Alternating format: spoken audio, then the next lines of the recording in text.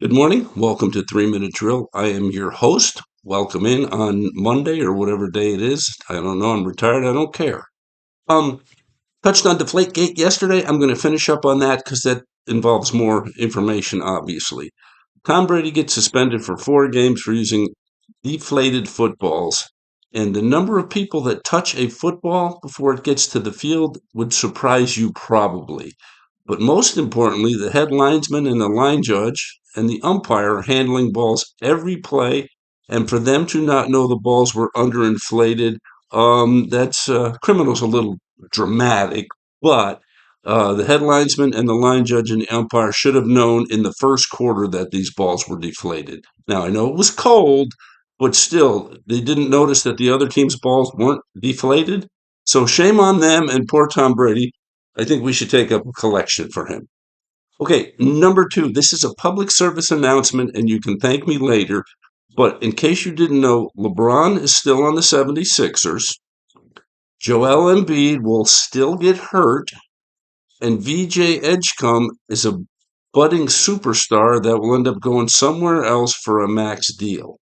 Okay, so what I just did was save you 2 hours listening to the professionals tell you that and beat the dead horse about the whole situation. So please use the public service announcement and believe me. A lot of records in sports that aren't really records, and I have a record in sports that will never be broken that's not really a record. I want to say it was about 1977 at Yankee Stadium. Bob Watson hit the longest out in Major League history. Back in the day, Yankee Stadium, before it was torn down and rebuilt, had a left center field distance of 461 feet, by far the longest home run in the major leagues then and even now. Bob Watson hit a bomb that Paul Blair, a slick fielding gold glove center fielder for the Baltimore Orioles, caught with his back to the 461 marker.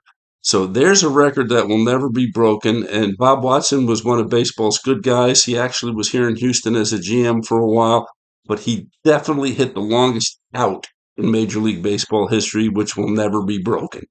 Um, Last but not least for today, you'll notice I started with football, moved on to basketball, and finished up with baseball, which, as we all know, are the three real sports.